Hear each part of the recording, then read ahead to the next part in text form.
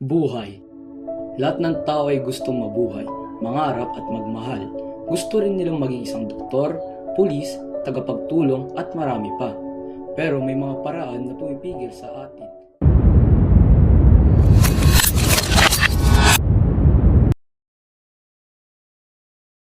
Isang babae. Weak, hindi sapat, maarte, tagapagtulong lang, isang laruan. Bakla ka, hindi anak ng Diyos, baliw, bading, feeling babae. Lalaki ka, Pero gusto ay lalaki at babae, meaning bisexual. hindi perpekto, wala sa tamang utak, abnoy. Lahat yan ay paraan sa pagbubuli Harassment. at name-calling. Lahat na lang na di magandang tignan ay gagawing kwento, ikasasama sa tao at inequality. Ano ginawa nilang masama?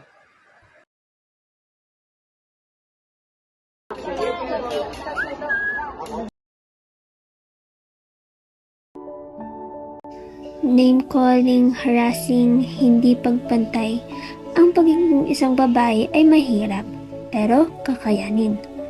Oo, tao lang tayo, pero may kahalagaan pa rin tayo dapat sa isa't isa.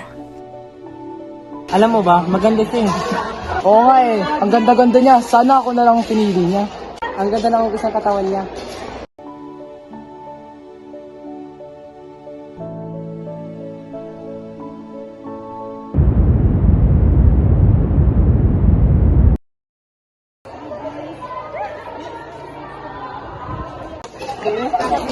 Hoy, ang kapal naman ang blasin mo.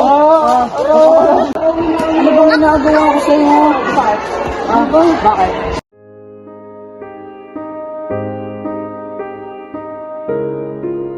Lalaki ako, pero nais kong maging isang tunay na babae. Naawa ko sa taong di kayang ilabas ang tunay na sarili. Paglaki ko, ako lang ang makapaglalabas kung anong merong tunay sila.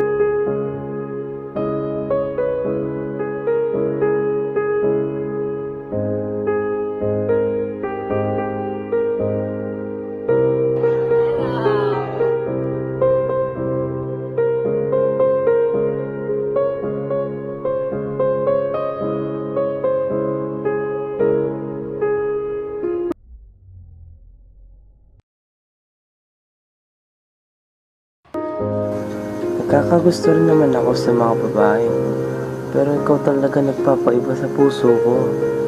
Nais ko na din magsabi ng totoo sa'yo para malaman mo na kakaiba ko at tunay. Pre, matanungat mo.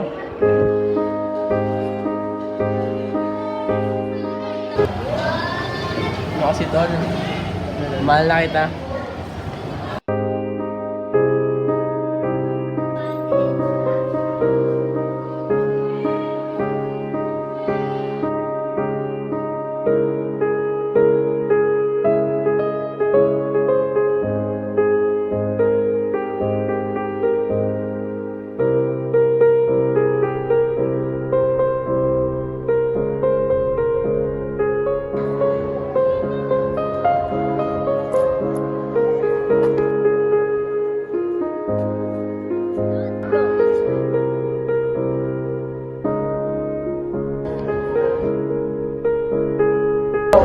Okay lang yan, Tol.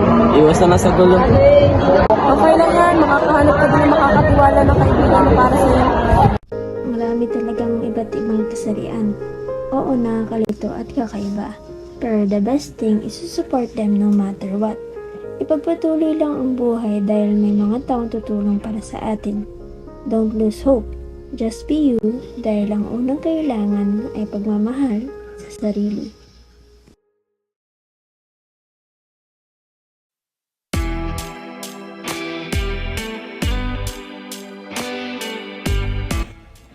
Nasa sa atin to kung ano mas nakakabuti sa tao o sa lahat.